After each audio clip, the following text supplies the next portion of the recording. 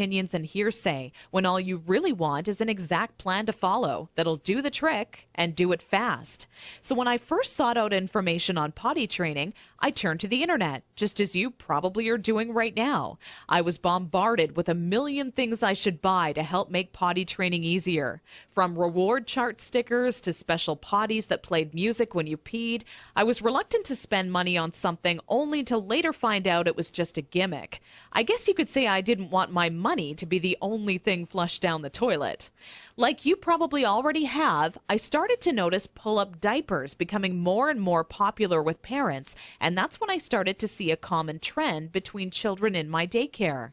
The boys and girls who were potty trained the fastest were the ones whose parents never trained them with pull-up diapers. After months of seeing this occur time and time again, I was convinced pull-up diapers simply don't work. If there's one thing I refused to do when potty training my daughter Emily, it was putting her in pull-up diapers. But I had to ask myself why so many parents are getting aboard the pull-ups bandwagon.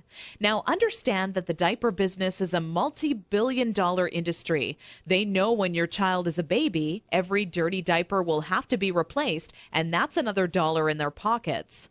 But once your child gets a little older, these companies risk losing your business. So how do they squeeze every last cent out of you before you no longer need their product? By creating a diaper you need to buy after diapers, or commonly known as pull-ups.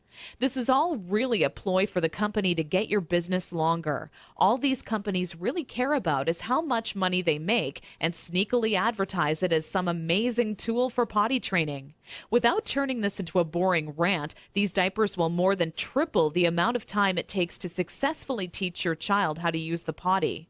Now, with that said, let me give you a word of warning. Not having your child potty trained quickly is completely frustrating, and the story I'm about to share with you will reveal just how messy it can be. Anyone who knows me would call me a shopaholic with no hesitation. On weekends, my big adventure of the day would be running out to the mall and window shopping or trying on different outfits. I very seldom bought anything, as most of our family's income went towards food and bills, but it's always nice to look.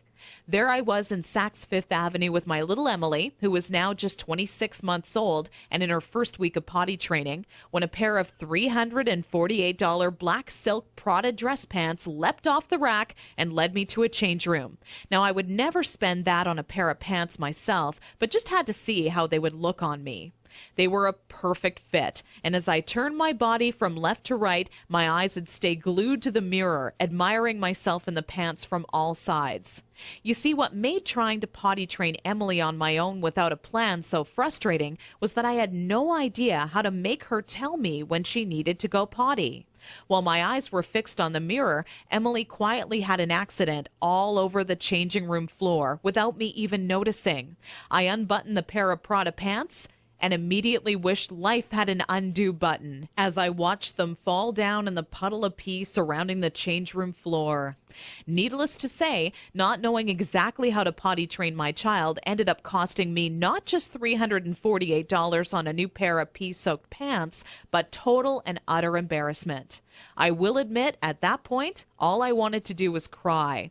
Instead, I used my pain to light a fire within me and decided to find out exactly how to quickly potty train any child so Emily would never have an accident in public again. With my newly found motivation and stumbling upon my discovery between parents who used pull-ups compared to those who didn't, I knew that my daycare created the perfect setting to experiment with what actually works when potty training and what doesn't. What clicked in my mind one day is that for years, potty training had been one big puzzle. You know how the picture will look in the end, a potty-trained child, but have such a hard time solving the puzzle because you're not sure what pieces are needed or how they fit together. For the next 3 months with Emily, I tried every possible tip, trick, and method out there. During this time, I faced countless accidents, and it easily became the most challenging, frustrating, and embarrassing time in my career as a mother. It wasn't until Emily reached 29 months old she became fully potty trained. By that time, I'd filled up an entire old leather notebook, jam-packed with all the notes I had taken during my first attempt ever at potty training. In addition to my own findings, I was receiving input and feedback from nearly all the parents whose children attended my daycare. On paper, it started to become clear to me what methods were effective and worked time and time again for families. 2 years and one more child later, all of my findings had been turned into what I believe is the only effective method in existence to quickly potty training any child in as little as 3 days. It wasn't until I started giving out copies to all the parents whose children attended my daycare I knew I was on to something big. The next week, parents started approaching me out of the blue, asking, how can I quickly and easily potty train my child? I would kindly give a copy of the guide along with my business card clipped to the top left-hand corner to anyone who asked. I would say over 127 mothers and fathers had come to my daycare that month alone just for a copy of the potty training guide that I'd spent so much time creating. When I would walk into my office in the morning, there'd be a minimum of 37 messages on my answering machine waiting there for me. I was getting phone calls from people either thanking me for helping them train their child in under a week, or who heard about my guide from a friend or family member and wanted to know how they could get their hands on a copy. Listening to these messages quickly became a daily part of my routine and would take almost 45 minutes out of my workday.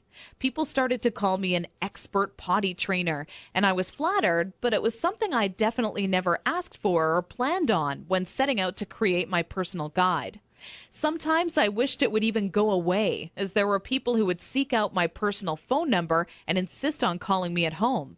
I don't know about you, but running around the house after children is hard enough on its own without constantly running towards or being on the phone. One day, an old friend showed up at my doorstep for a visit